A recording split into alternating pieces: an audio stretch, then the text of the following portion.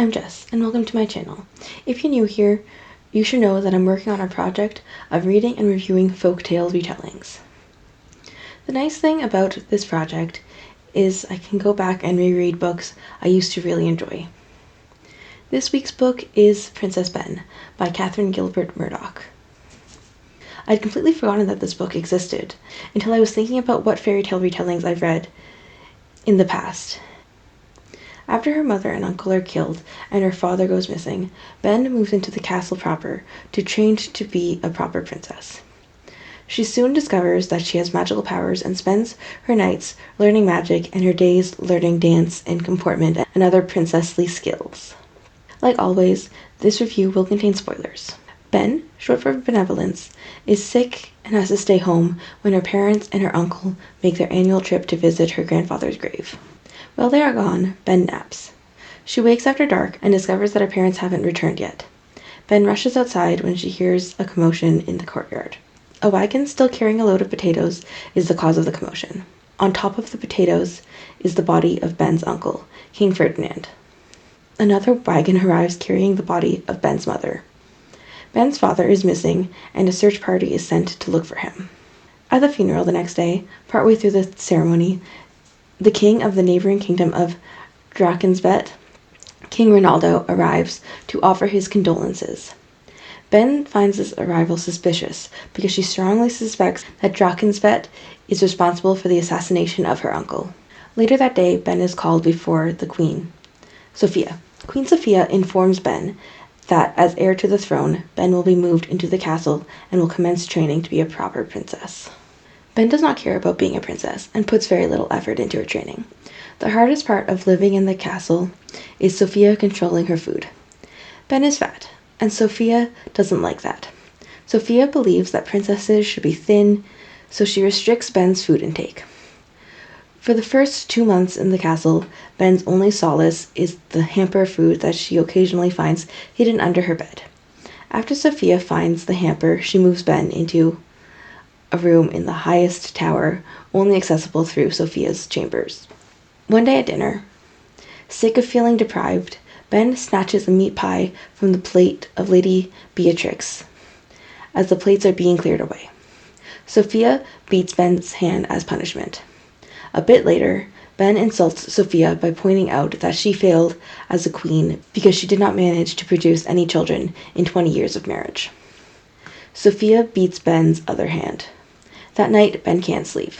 A maid never came to her tower to undress her, so she's still wearing her corset and a fancy gown, and her hands hurt. When she places her hand against the wall, it passes through. Ben has discovered a secret passageway. Through the portal, Ben finds a staircase leading up. At the top of the stairs is a sorcerer's chamber. On the table, a spellbook. The spellbook is open to a page about elemental spells, and Ben cannot turn the page to see what else the book contains. Ben decides to try the spells. Her first attempt produces a flame. Her attempts at other elements are less successful, but she eventually manages to create water. Ben returns to her room just as the sun is starting to rise and falls asleep. Ben refuses to participate in her dance lessons the next day. Instead, she naps on the couch, while her dance instructor and Lady Beatrix talk about wigs. That night, the spellbook is open to a different page. It shows Ben how to create a sleeping double. Ben wonders what use a sleeping double could have when she hears the door to her room below open, and a maid scream. Ben rushes back to her bed and gets into bed just before Sophia enters. Ben pretends that she was sleeping so soundly she didn't hear the maid coming to check on her. Now understanding the use of a sleeping double, Ben spends the rest of the night and several more learning the spell to create one. After Ben learns to create a sleeping double, the book returns to the page on elemental spells. Ben keeps practicing all the elemental spells until she can do them all. She's not very good at making dirt because she doesn't see its use, but she learns it nonetheless. Ben also discovers that she can submerge the magic fire in water to heat it up. One night, when Ben arrives at the sorcerer's chamber, the spellbook is closed. She sees a broom, mop, bucket, and rag, and realizes that whatever magic controls the spellbook wants her to clean the room. Ben spends many nights cleaning, but even once the room is spotless, the book doesn't reopen. One night, when Ben passes through the portal in her room, she notices a staircase leading down. She follows it. At the bottom, she passes through another portal and finds herself in the X room of the Queen's chambers. Let's pause here so I can explain what an X room is. Legend has it that the kingdom of Montang, that's the kingdom where the story takes place, was founded by sorcerers who helped cure a mountain giant's chilblains. And in return, the giants helped build the castle. The castle being built by giants explains why the castle walls are so thick. The walls are so thick that there is an extra little room at the entrance to the main rooms of the castle, called an X whatever room it leads to. For example, the X library or X ballroom. By tradition, the doors on either side of these rooms are kept closed.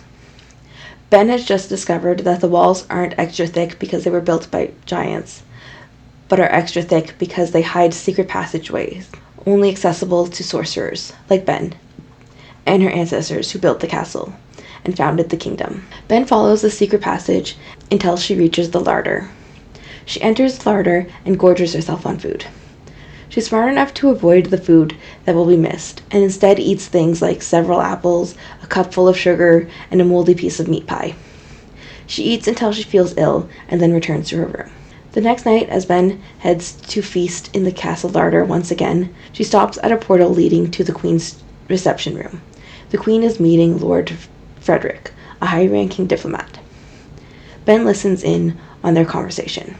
She learns that Sophia has invited all the eligible men within 6 days' ride to a ball in order to find a husband for Ben. Sophia hopes that by securing an ally through Ben's marriage, she will be able to stop the impending war with Drakensbett.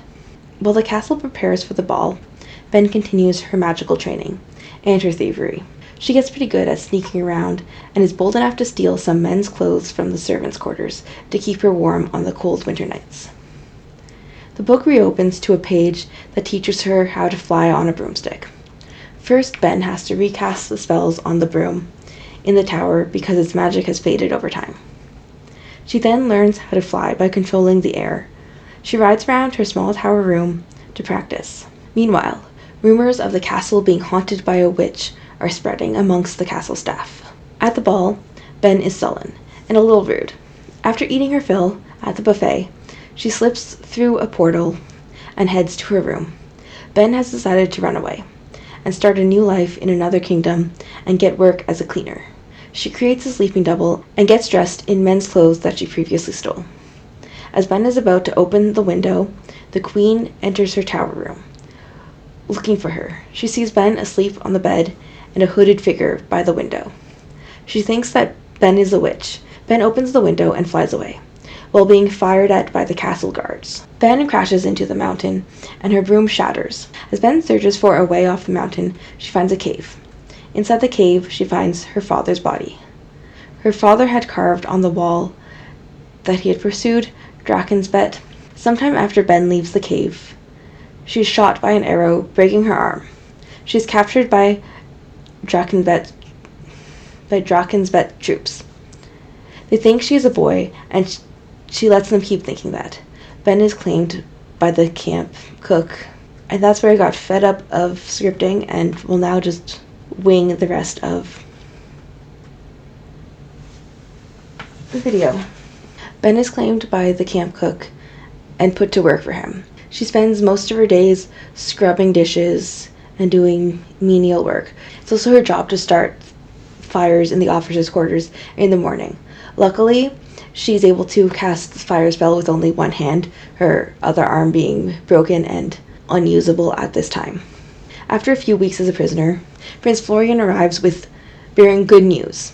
The Princess Ben is in a magical sleep, and Queen Sophia has consulted scholars and determined that she can likely be woken by the kiss of a prince. So Queen Sophia has sent out to neighboring kingdoms to send their princes to try to wake Princess Ben. Florian isn't concerned that other princes will get there first and wake her, because when he was born, he was the subject of a prophecy. One day, one day he will wake a sleeping princess and win her hand in marriage. Just before they were to leave camp and head to the Drakenbet capital and then on to Montang, the army's captain gets seriously ill. And the cook, who's also the camp surgeon, is sent for. The cook brings Ben along to help out. Ben steps in and takes over taking care of the captain because the cook doesn't really know what he's doing. And Ben's mother was a healer, so Ben has a better idea than your average person on how to heal someone. And while she's taking care of the captain, she gets to know Prince Florian better because the captain is his best friend and is often there sitting by his side and helping out. At this point, Ben starts to kind of fall for Florian, which I don't get.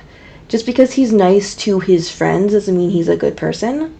Like, he's always been incredibly rude to Ben, and she's just ignoring that now because, oh well, he's nice to his best friend. Anyway, the captain recovers, and they go on to the Drakenbet capital city. Just before they get there, Ben can't hold her tongue any longer, and she snaps at the prince and accuses him of being a hypocrite for believing in true love when he's planning on marrying a princess who he hates and has nothing good to say about. She is arrested and thrown in the dungeons to be executed once Prince Florian returns from Montang, which was definitely not part of her plan. She had been planning on slipping away just before they reached the capital city and going home, but now she's in the dungeons and she needs to find a way out. And she comes up with this plan to sort of use her magic to create a forge. By this point, her heel is no longer bandaged, so she has some use of it, but it's still really stiff. So she creates fire and then also tries to create wind to make the fire burn hotter to melt the hinges on the door. Instead, she ends up setting the door on fire. This weakens the door and she's able to knock it down, so it worked in a way. So she escapes out the dungeon, and in order to get a horse to Montang, she picks up some bits of glass that were in the ground, and she tries to melt them into jewel shapes, but they end up looking weird and lumpy. She had been hoping to use those fake jewels to buy a horse, but that doesn't succeed. So on the path, she meets a boy who's selling his milk cow. So she trades him these bits of glass that he thinks are magic beans, and she goes along with that. So the boy goes off all excited to have his magic beans. I wonder if a beanstalk grew from them. And Ben goes off with the cow. At the next farm, she trades the cow for a horse, and she rides into Montang. And the road from Drakensbet to Montang is up a cliff, so she's lots of switchbacks. And on the way, she sees Prince Florian and his entourage coming, so she dismounts and kind of hides and steps off the path into the ditch with her horse, and as they pass, and luckily they don't notice her. So then she follows behind them to the city, and she sneaks in to the city where she is spotted by some of the Drakenbek soldiers who recognize her and chase after her, but she gets away by slipping through a portal, in one of the magic portals, into the castle. She sneaks through the castle using the magic portals, finds her sleeping double just in time. When she gets there, she finds Florian leaning over about to kiss her sleeping double, but he pulls back and goes to the window, back turned to her, to collect himself before doing something as disgusting as kissing her. So she rejoins with her sleeping double, just in a nick of time. Her double was about to die. And then, just before Florian goes to kiss her, she wakes up and tells him not to dare kiss her. Florian leaves the room and the entire kingdom furious because he recognized her as also being the prisoner from their camp. The next day, King Ronaldo comes to Montaigne and speaks to Queen Sophia, and he claims the Montaigne and surrounding kingdoms formed this agreement centuries ago that if the other kingdoms find that their ruler or heir to the throne of one country isn't fit for rule, they can make a claim and then just take over that country peacefully. And King Ronaldo does that against Ben. Ben overhears this because she was listening in at the portal. At first, she's really upset about hearing this, but then she thinks about it, and truthfully, she isn't a very good princess. She hasn't been putting effort into becoming the ruler of her country, and it's pretty justified. So she decides to change. The next day, instead of dance class, she sits in on a meeting Queen Sophia is having. There are rumors that there's a secret Drakenvet camp in the mountains and that Drakenvet has found a new route into Montaigne. Queen Sophia dismisses this rumor because they've been hearing these rumors forever. But Ben knows that this isn't just a rumor, it's true. She's seen that camp. So she convinces Queen Sophia to send some scouts to explore it. When the scouts return, they found signs that this camp exists. So now Queen Sophia comes up with a plan to build a memorial wall for the late King Ferdinand along the pass, because purely innocently, not at all a defensive wall. Just a memorial that completely blocks the path and just conveniently is super defensive. She also sends some guards, some soldiers into the mountains disguised as shepherds to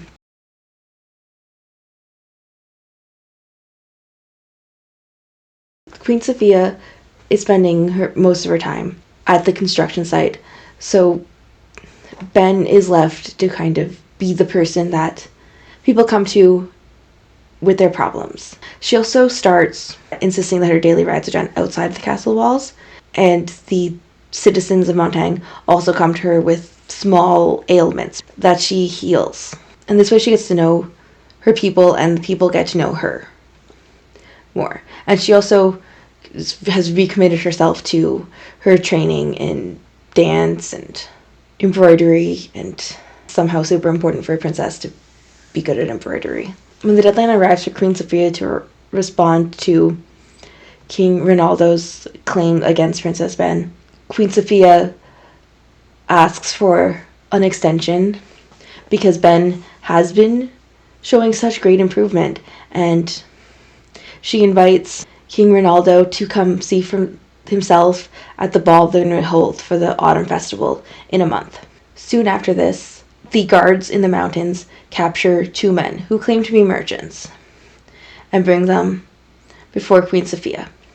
These men claim that they are just merchants. They heard rumors of a cashmere goat on the mountain, and they were looking for it because its fur is just so valuable that they were hoping to find it. Ben comes up with a plan to test if they're telling the truth or if they're Drakenvet spies. She suggests that they escort them up to the top of the mountain, set up a camp for them, leave them chained in the camp with enough slack so they can wander around a bit, so they can look for the goat there, and leave them with just the most delectable foods. At this, the men break and reveal that they are spies, they're not merchants, that Drakenvet is planning to attack on the full moon. This worked because the people of Drakenvet believe that there is actually a dragon living atop the mountain.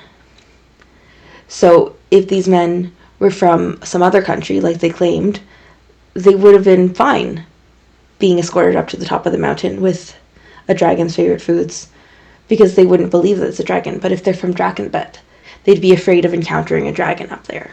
So when Drakenvet attacks, Queen Sophia goes to the front line, and Ben is told to stay behind. but she wants to contribute in some way. So she sneaks through the secret passageways to Queen Sophia's room. They puts on one of her gowns, a red gown with a super long train, and stuffs the magic broomstick, which had magically reappeared in the tower room, underneath the dress, like under her bodice, and flies to the front. When the Drakenbet army sees her, some of them fire on her, some of them rejoice seeing their country's special animal. She spots Prince Florian on his horse and uses her magic, tries to use the magic to create a rock to throw at his head in hopes of killing him. But she never got good at creating dirt, and she ends up just creating mud, which did not cause him any physical harm. But people interpreted what they saw as being not mud. And seeing a dragon, their country's special creature, relieve itself on their prince was very demoralizing for the men, so they retreated. Queen Sophia and the Ontang army decide to pretend that this battle never happened, because they are vastly outnumbered by Drakenbet. Like, in an actual war, they would lose. And if they were to push it and spread word of Prince Florian's embarrassment, Drakenbet would retaliate. But as it stands now, Drakenbet is standing down. Their ambassador came and said that the king has accepted the extension, and he will evaluate for himself in a month at the ball to see if Princess Ben is worthy of becoming a ruler or not.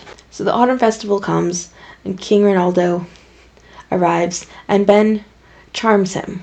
And he realizes that, you know what, she will make a fine ruler someday. But Prince Florian is pissed. He knows that Ben is a witch, and he's also pretty sure that she threw mud at him during the battle and embarrassed him.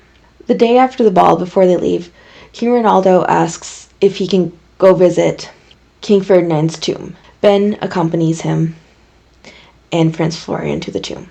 There, he touches the tomb and gets Prince Florian to touch it too, and he finds it warm. He had a dream that the only person who can find the final resting place of the last ruler of Montang will be the next ruler, and that resting place will be ice. Just as they're about to leave the tomb, they hear a shout coming from the distance. Ben rides off to find out who's shouting in case someone's hurt, and Florian goes after her. On the way, they argue, and then Florian leaves, and Ben continues on. She reaches a clearing and finds the man that was shouting is already dead. And that's when she sees the dragon. She manages to dodge the attack from the dragon, and then Prince Florian comes back leading Ben's pony, who spooked and bolted. And so he starts fighting off the dragon. Ben comes up with this plan. She creates a sleeping devil made of ice that the dragon eats, and then when the ice melts, it extinguishes the fire in the dragon's stomach, killing it. Unfortunately, Florian was wounded by the dragon, and the dragon's venom is working fast. Just before he dies, he tells Ben that he loves her. I have no idea why. Ben carefully stitches up his wounds. Ben has just finished stitching up his wounds when King Ronaldo arrives, and Prince Florian's body is carried back to the castle. That night, Ben goes up to the tower to try to find a magical way of bringing him back to life. But she can't find anything. Then her reflection in the magic mirror catches her eye. I didn't mention the magic mirror before because it wasn't relevant until now. But in the sorcerer's room, there's a magic mirror that will confirm anything true that you say. So if you say something and it's true, it'll agree. So she talks with the magic mirror. That's when she realizes that she's in love with Prince Florian, and she realizes that she can save him. She runs back to where Prince Florian's body is being held. King Ronaldo is just about to leave. She asks if she can see him one last time, and she kisses him, and he comes back to life. And they get married, and they live happily ever after, with Ben as Queen of Montagne and Drakenbet, and Florian becomes King of Drakenbet and Prince Consort of Montagne. And King Ronaldo and Queen Sophia also get married. The end. I remember really liking this book when I first read it, when I was in high school. I liked it so much that I read it twice. But this time around, I just did not like it. The narration style really irritated me. I think it was the language use was very formal, like it's trying to sound like a vaguely medieval noble person is writing it. And I just found that really irritating. I also did not understand how Princess Ben and Prince Florian fell in love. Like, there was no chemistry between them.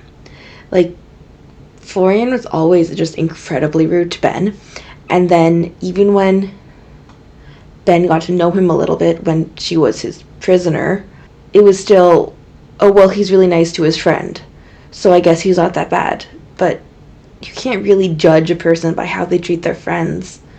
Like, you have to judge them on how they treat people they don't know. And I really don't understand how Florian fell in love with Ben, because he never took the time to get to know anything about her. But I also want to address how this book treats fatness. Ben is fat, which, that's cool. You don't often get fat protagonists. And this book was published in 2008 originally, so having a fat protagonist was even rarer at the time. But it's not really body positive or even body neutral. Ben's fatness is still viewed as a flaw. It is her major flaw. She is fat. When she's taken prisoner by the Drakenbet army, they mistake her for a boy because she's so fat she doesn't have any feminine features. When she's a 15-year-old girl, like, she's not going to look like a boy, no matter how fat she is. But also, once she rejoins with her sleeping devil, she's lost a noticeable amount of weight. She's still fat, but she dips in at the waist a little bit now. She's more noticeably feminine, according to the book. And people start to treat her differently. She gets tons of compliments on how good she looks now. And one thing Ben does when she's kind of in charge, she encourages people to not just compliment people for how attractive they look, but to compliment them on their personality. Are they nice? Are they clever? Are they funny? Compliment them for that. Which is not a bad thing, but it still ties thinness in with beauty, and not fat people are beautiful too. It's, well, like, sure, they're fat, but they have other traits that are appealing. The endless twaddle about my silhouette revolted me, and I grew even more incensed over the general reliance on appearance alone for repute, rank, and virtue. So it's like, this book was just so close to not being super fat phobic, I guess, but it's just missed the mark. It still linked beauty in with thinness and just said, well, there's other good things. Like, if you're not thin, you better have other good things about you. And that's just kind of frustrating. Anyway, definitely do not recommend this book. I think this is the first book that I definitely would not recommend reading. It was just irritating to read, and there are much better books out there. For some reason, I remembered this being a Sleeping Beauty retelling, but on rereading it, it's very clearly more Snow White, although it does have elements of Sleeping Beauty mixed in.